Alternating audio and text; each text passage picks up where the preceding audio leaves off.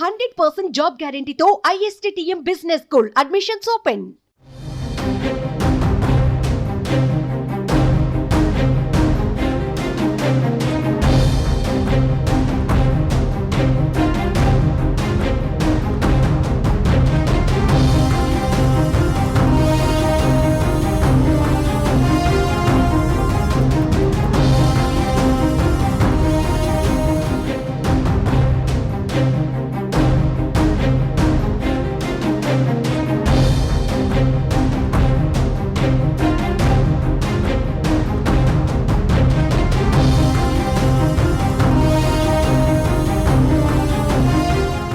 ఏపీలో వైసీపీ కార్యాలయాలకు నోటీసుల పర్వం కొనసాగుతోంది. అనుమతులు లేవంటూ అనధికార కట్టడాలు చేపట్టారంటూ ఇప్పటికే పలు జిల్లాల్లో మున్సిపల్ అధికారులు నోటీసులు ఇచ్చారు.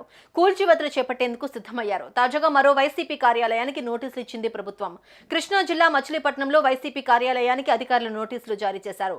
అధికారం అడ్డం పెట్టుకుని నిబంధనలకు విరుద్ధంగా వైసీపీ కార్యాలయ నిర్మాణం జరిగిందని అంటున్నారు.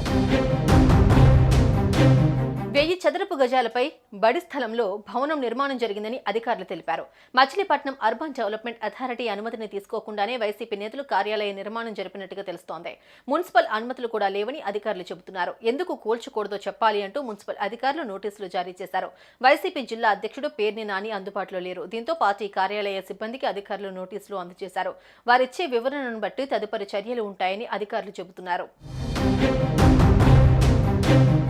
మరోవైపు నిబంధనలు ఉల్లంఘించి వైసీపీ కార్యాలయాలు నిర్మిస్తున్నారంటూ కూటమి ప్రభుత్వం చర్యలకు దిగడంతో తమ కార్యాలయాలను ప్రభుత్వం కూల్చివేస్తూ ఉండడం పట్ల వైసీపీ ఏపీ హైకోర్టును ఆశ్రయించింది.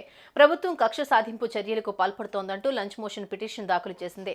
ఈ నేపథ్యంలో వైసీపీ కార్యాలయాల కూల్చివేత పిటిషన్పై హైకోర్టులో విచారణ జరిగింది.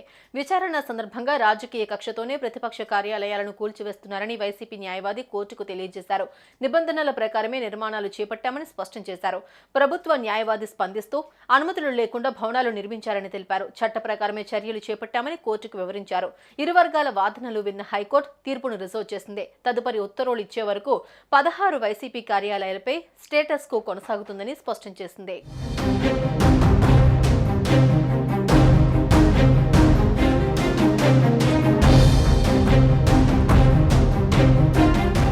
సుమన్ టీవీలో మీ పర్సనల్ అండ్ బిజినెస్ ప్రమోషన్స్ కోసం కింది నెంబర్కి కాంటాక్ట్ చేయండి.